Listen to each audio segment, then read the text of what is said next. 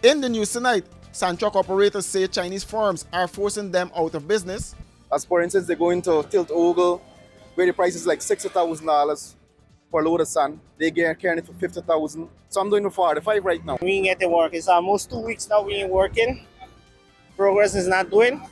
I don't know what we're going for. And police seized personal weapons from opposition leader Azudin Mohammed and his father.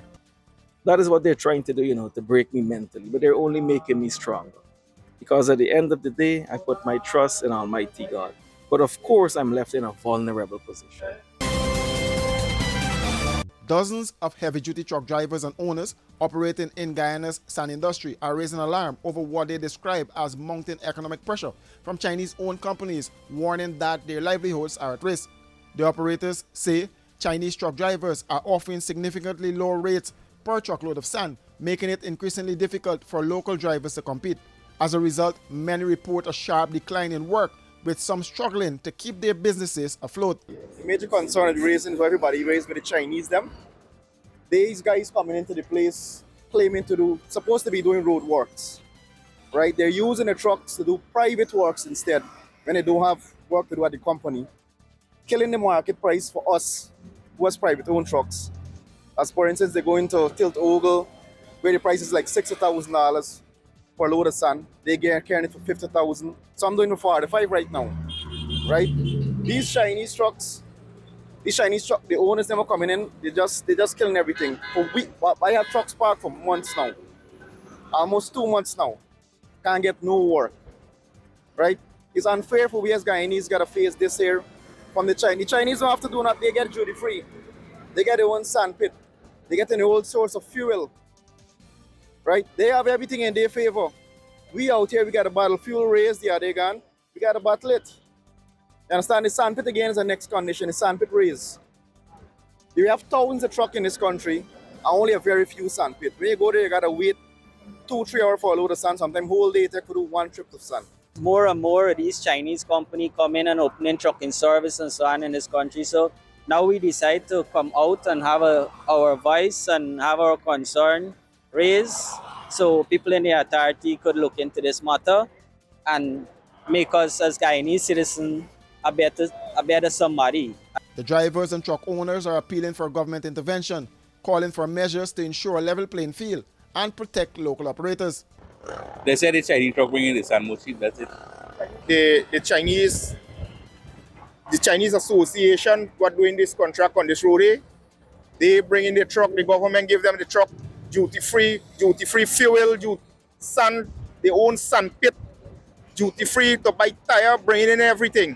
And you can't get work. Plus when their contract finish, they go in with the next private contractor and taking away your work.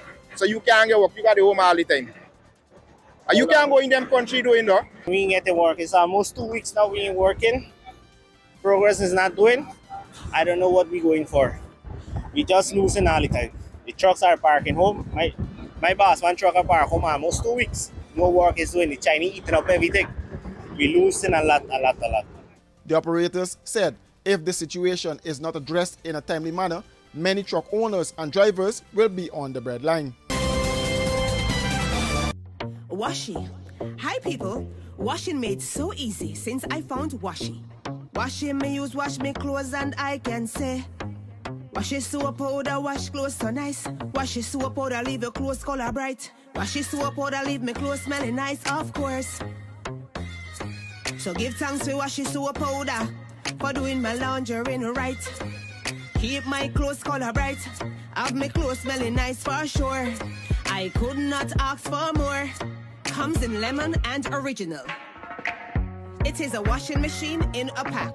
Wash it soap powder, wash clothes so nice. Wash it soap powder, leave your clothes color bright. Wash it soap powder, have my clothes smelling nice, of course. Distributors located in the Stabrook Market. GCOM is currently conducting a national registration exercise. If you have moved to a new address since you were registered, you are required to update your address by applying for a transfer to ensure your address is accurate. Where to apply for a transfer? Visit the GCOM registration office responsible for your area of residence to apply for a transfer. When to apply for a transfer? You can apply to have your address updated during this national registration exercise. This registration exercise will end on May 29, 2026. The office hours for GCOM are: permanent registration offices open Monday to Thursdays from 8 to 12 hours and 13 to 16 hours 30, and on Fridays from 8 to 12 hours and 13 to 15 hours 30. The offices will be closed on weekends and holidays. For more information, contact the GCOM on 225-027729 or visit www.gcom.org.gy.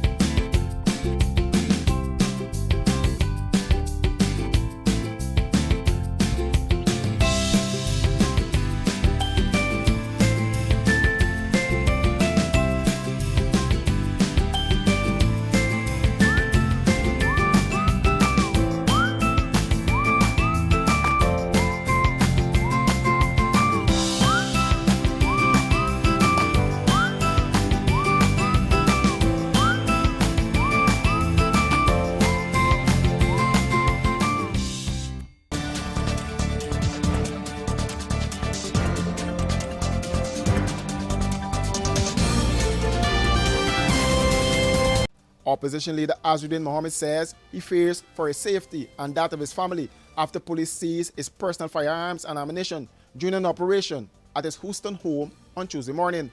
Police officers arrived at the home with a document requesting that Mohammed and his father Nazar Mohammed surrender their weapons and show cause for their continued possession as part of a temporary move by the Guyana Police Force. Consequently, you have been indicted, in the United States District Court, Southern District of Florida, for conspiracy to commit mail and wire fraud, mail fraud, and conspiracy to commit money laundering. In light of these serious allegations, you are hereby required to show cause in writing why your firearm license should not be revoked in accordance with Section 18A, 8A of the Firearms Act, Chapter 1605. Furthermore, you are required to immediately surrender all firearms and ammunition currently in your possession, along with their corresponding license, to the police officer or officers serving this document. Mohammed told reporters the seizure has left him feeling exposed and vulnerable.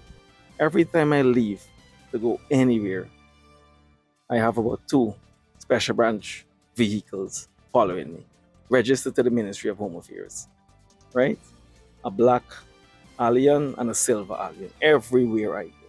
Of course, that is what they're trying to do, to break me mentally, but they're only making me stronger. Because at the end of the day, I put my trust in Almighty God. But of course, I'm left in a vulnerable position. Because once being protected by personal bodyguards with weapons, today they have nothing to protect me. Nothing. My residence, nothing. My businesses, my properties, no firearm. Absolutely not. Police confirmed that 5 firearms were confiscated during the operation. Authorities said the elder Mohammed surrendered a .32 revolver and a shotgun, while his son handed over 3 weapons: a 5.56 mm rifle, a Glock 45 pistol, and a 12-gauge shotgun. A quantity of ammunition was also taken. The development comes nearly 2 years after the Mohammeds were sanctioned by the United States government over allegations of mail and wire fraud and money laundering. U.S. authorities later indicted the pair on 12 counts of conspiracy tied to an alleged gold smuggling and money laundering scheme. Nazar Mohammed told reporters he has been a licensed firearm holder for 40 years and had renewed his license just days before the seizure. His son, he added, has held his license for about 20 years. I asked him if he want my personal weapons too, and he says no.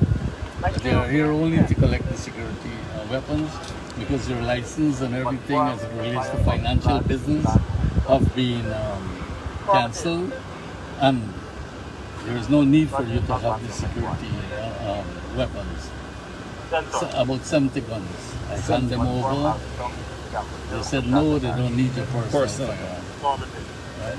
I went and I licensed my guns 10 days ago. He's supposed to go. Right? And license it. The letter authorizing the seizure was signed by Deputy Commissioner of Police and Commander of Regional Division 4A. The action was tied to the U.S. sanctions imposed in 2024 by the Department of the Treasury's Office of Foreign Assets Control against the Mohammeds.